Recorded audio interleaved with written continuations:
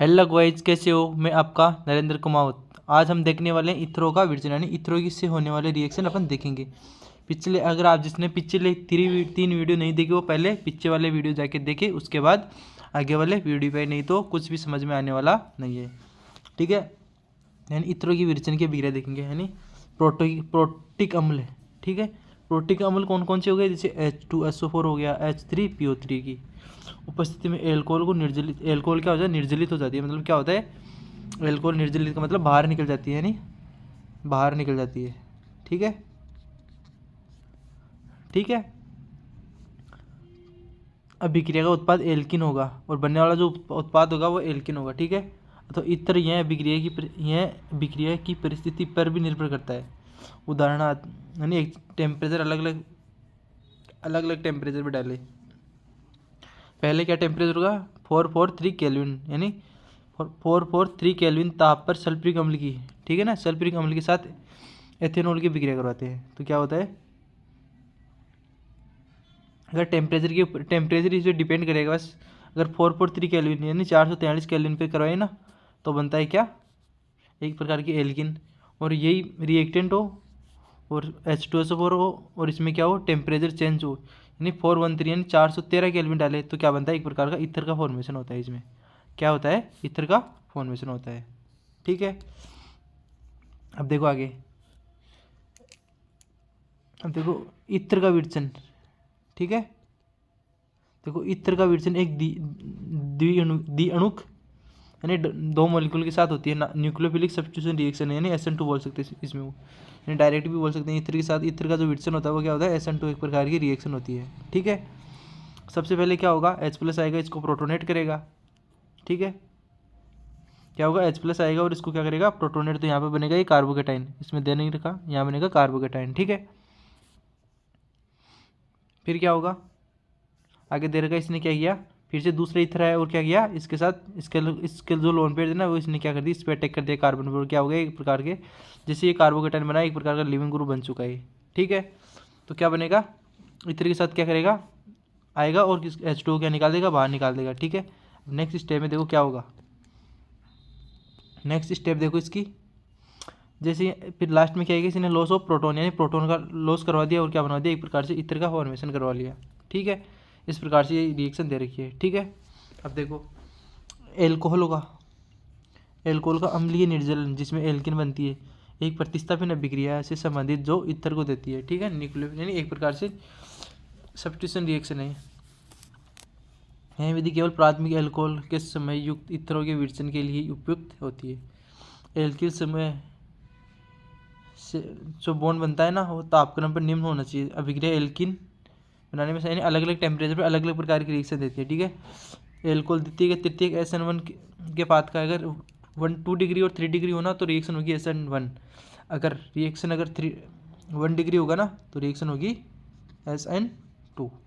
ये बात इसने बोली है। अब आगे देखो, विलियम संश्लेषण है, एक प्रकार का साइंटिस्ट है। देखो क्या क्या बोल रहा है इसे, एलेक्जेंडर विलियम्स 1824 से 1904 में इसका जन्म हुआ था। कहाँ हुआ था, इसका लंदन में जन्म हुआ था।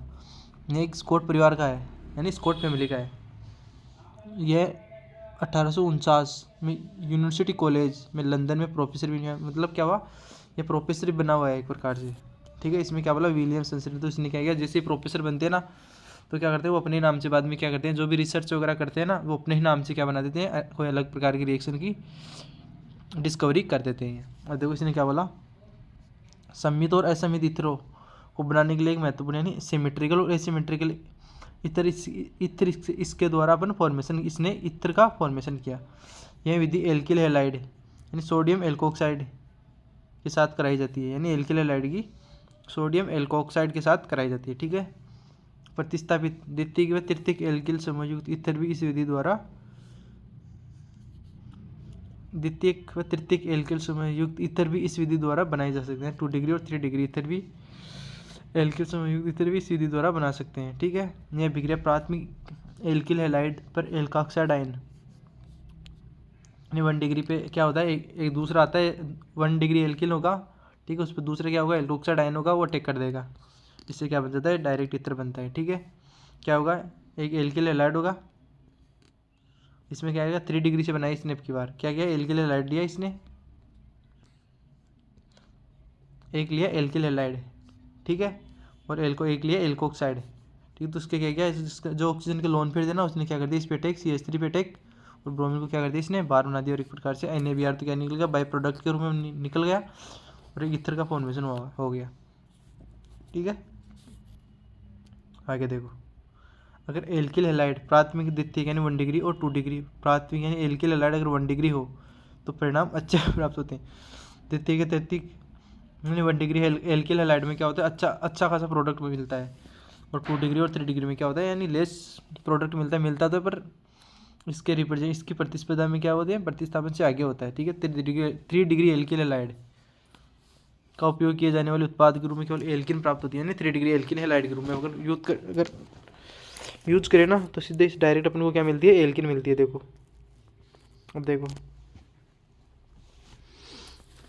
अब ये देखो क्या बोल रहा है, CH3ONA, ठीक है ना, सोडियम मेथॉक्साइड है ना, ठीक है, की विक्रिया करवाते हैं 3 डिग्री ब्रोमीन के साथ, 3 डिग्री ब्रोमीन के साथ। ठीक है। तो क्या बनता है, एक प्रकार के एल्किन होते हैं, मतलब एक प्रकार का सब्स्टिट्यूशन होता है, और क्या बनता है एक प्रकार के एथेनॉल बनता है, साथ में 2 मेथिल प्रोपेन का फॉर्मेशन होता है, मतलब कोई ना कोई एक प्रकार से एल्किन का फॉर्मेशन होता है। ठीक है। आगे देखो, आगे क्या होगा, क्षारक भी होते हैं, क्या होते हैं, बेस भी होते हैं, जो एल्किल हैलाइड के साथ विलोपन अभिक्रिया देते हैं, यानी विलोपन अभिक्रिया भी दे सकते हैं। ठीक है। अब विलोपन किस प्रकार से करेगा, फिनॉक्साइड आयन होता है ना, फिनॉक्साइड आयन की अभिक्रिया सोडियम हाइड्रोक्साइड यानी NaOH के साथ करवाते हैं अपन। क्या बोल रहा है, फिनॉक्साइड आयन की अभिक्रिया NaOH के साथ करवाते हैं। ठीक है। तो क्या होता है, तो क्या करता है, इसका जो लोन पेयर होता है ना, या वो लोन पेयर है, फिर इसके ऊपर क्या आ जाता है, एक आयन्स के रूप में क्या हो जाता है, इसका डिवाइड हो जाता है। जैसे हाइड्रोजन निकलेगा तो क्या होगा, एक तो H+ के रूप में बाहर निकल जाएगा, एक बनेगा इसके ऊपर नेगेटिव चार्ज, पर नेगेटिव चार्ज क्या करेगा, एल्किन पे अटैक करेगा, और क्या कर देगा, एल्किल हैलाइड को बाहर निकाल देगा। जो बाई प्रोडक्ट के रूप में बनेगा वो क्या बनेगा, NaX क्या होगा, बाहर निकल जाएगा। ठीक है। इस प्रकार से ये रिएक्शन होने वाली है। अब ये देखो इनकी फिजिकल प्रॉपर्टीज, इथरो में CO अबंध दूरी होते हैं ना, CO बॉन्ड होते हैं ना, वो पोलर होते हैं। ठीक है ना, पोलर। जो नेट इथरो का नेट द्विध्रुव आघूर्ण होता है, इथरो की अल्प ध्रुवता उनके क्वथनांकों से बहुत अधिक प्रभावित नहीं होती। इथरो की अल्प ध्रुवता उनके क्वथनांकों को बहुत अधिक प्रभावित नहीं करती, जो कि समतुल्य आणविक द्रव्यमान वाले एल्किनों के क्वथनांकों के समान होते हैं, यानी एल्किलों के क्वथनांकों के समान होते हैं, परंतु एल्कोहलों के क्वथनांकों में बहुत कम होते हैं। क्या होता है, जैसे जैसे साइज बढ़ती है ना, जैसे जैसे शाखन बढ़ता है ना, तो एल्किल का क्वथनांक क्या होता है, कम होता है।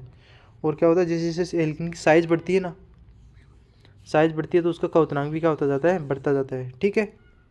इसने ये बात बोली है, मतलब जितनी लंबी चेन होगी उतना ही ज़्यादा क्वथनांक होगा। ठीक है। आगे देखो,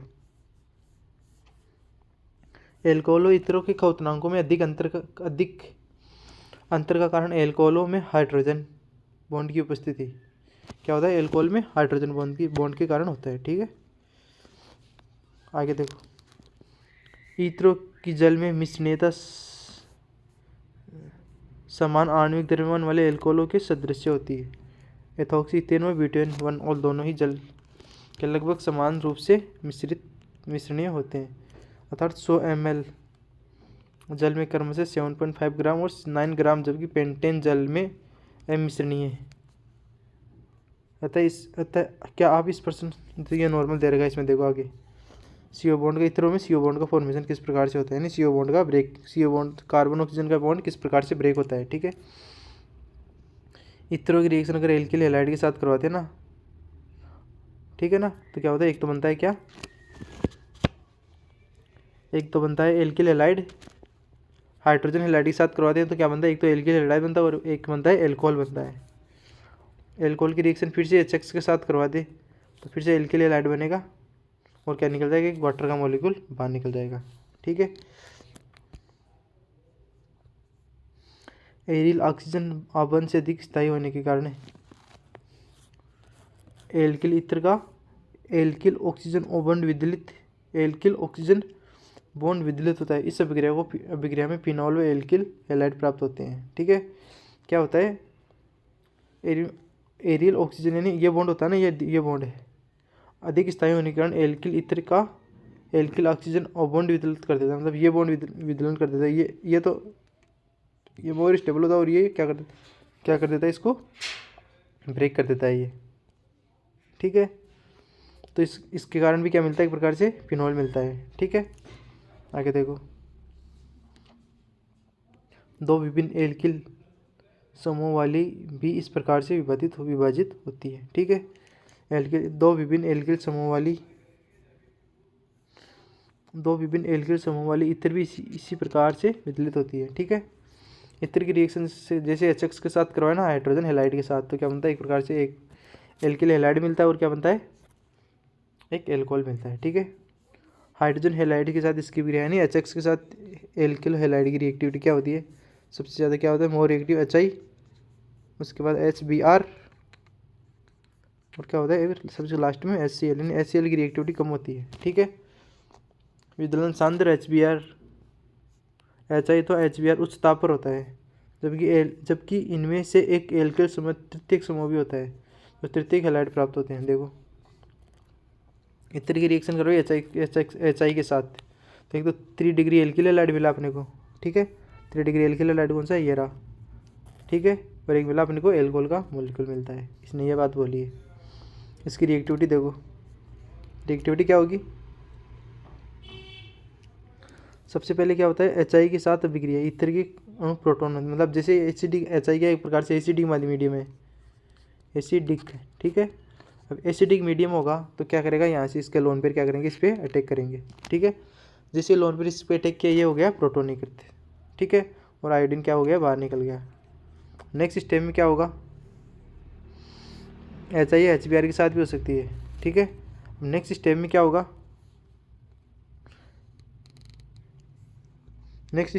क्या होगा, तो आयोडीन का मॉलिक्यूल आएगा ना, वो अटैक करेगा CH3 पे।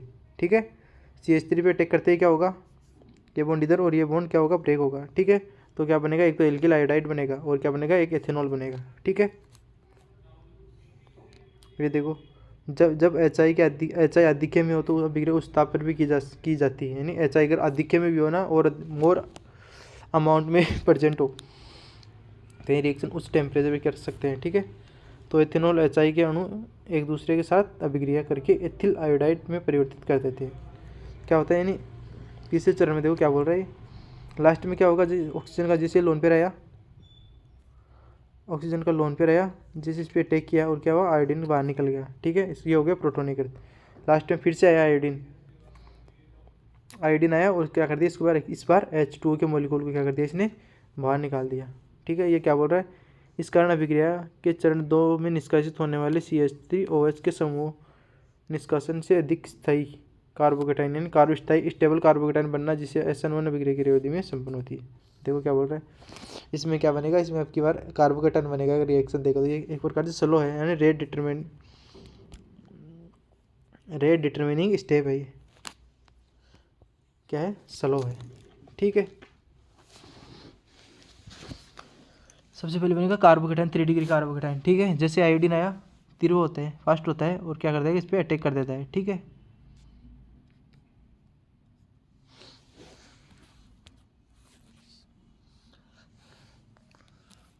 एनिसोल। ठीक है, इत्र के प्रोटोनॉन द्वारा मेथिलफिनोन ऑक्सोनियमाइन बनता है। ठीक है, यानी इसमें क्या हुआ, एनिसोल क्या होता है, C6H5O CH3, इसको बोलते हैं एनिसोल।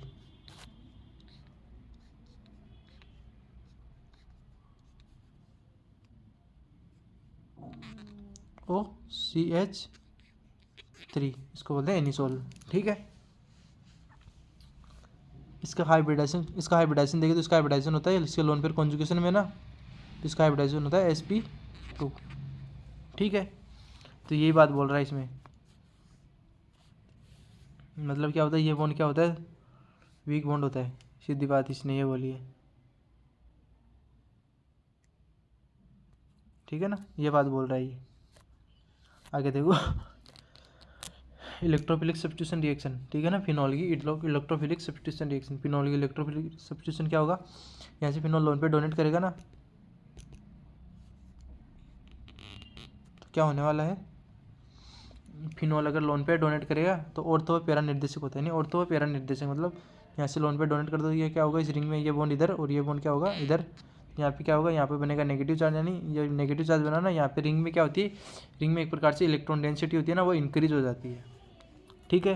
इस प्रकार से यहाँ पे नेगेटिव चार्ज बनेगा, एक बनेगा यहाँ पे नेगेटिव चार्ज और तीसरा बनेगा यहाँ नेगेटिव चार्ज, मतलब एक रिंग में तीन नेगेटिव चार्ज बन रहे, मतलब क्या बन रहे, ऑर्थो पैरा निर्देशित समूह, ठीक है ना। यानी ऑर्थो पोजीशन पे भी अटैक कर सकता है इलेक्ट्रोन्यूक्लियोफिलिक सब्स्टिट्यूशन रिएक्शन, ऑर्थो भी हो सकती है और पैरा पे भी हो सकती है, ठीक है।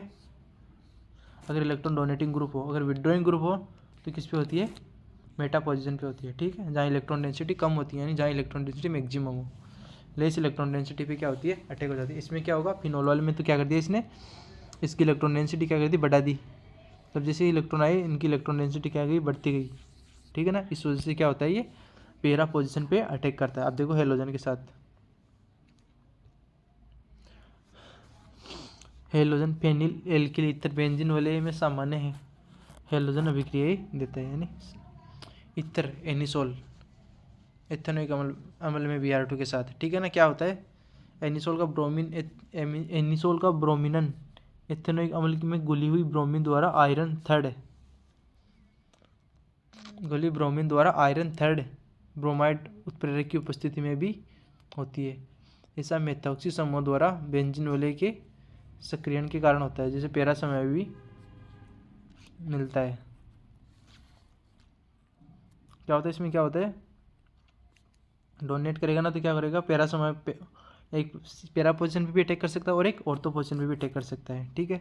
जो मेजर प्रोडक्ट होगा वो क्या होगा, पैरा वाला मेजर प्रोडक्ट बनेगा और जो ऑर्थो वाला होगा वो लेस प्रोडक्ट होगा। अब देखो फिडल क्राफ्ट अभिक्रिया, नहीं इतर के साथ भी फिडल क्राफ्ट रिएक्शन हो सकती है, आपने देखा ना एल्कोहल के साथ भी फिडल क्राफ्ट रिएक्शन हो सकती है, ठीक है। देखो फिडल क्राफ्ट अभिक्रिया होगा इतर की अभिक्रिया, निर्जल AlCl निर्जल एल्यूमिनियम क्लोराइड, यानी एल्यूमिनियम क्लोराइड क्या एक प्रकार से लुईस एसिड है और क्या CS2 उत्प्रेरक, ठीक है ना, की उपस्थिति में करवाते हैं। तो ऑर्थो या पैरा समूह पर क्या बनती है, एल्किन बनती है, ठीक है ना। ऑर्थो या पैरा स्थितियों पर क्या बनती है, एल्किन बनती है। लेकिन क्या होता है, जो पैरा वाला होता है ना वो मेजर प्रोडक्ट देता है, क्योंकि ये कॉन्जुगेशन में ज़्यादा रहता है। एक तो ये भी है कि इसकी रोजोनेटिक स्ट्रक्चर होती है ना, वो क्या होता है 2 बार डिलोकलाइज होता है, जिस वजह से क्या होता है एक मेजर प्रोडक्ट के रूप में अपन काउंट करते हैं इसको।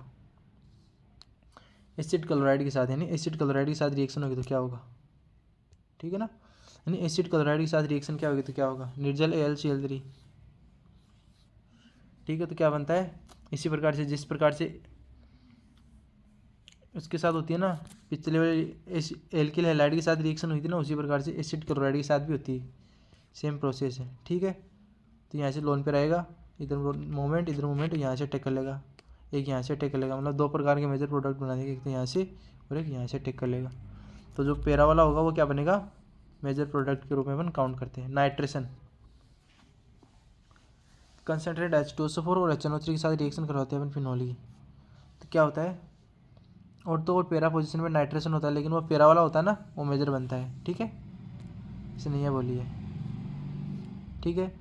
आपका ये हुआ चैप्टर कंप्लीट। आपको देखना है कि तो क्वेश्चन या फिर जो PYQ वगैरह आए ना नीट में आए हुए हैं, नीट और JEE में आने वाले PYQ है ना, वो आप कंप्लीट देख सकते हो आपको, ठीक है।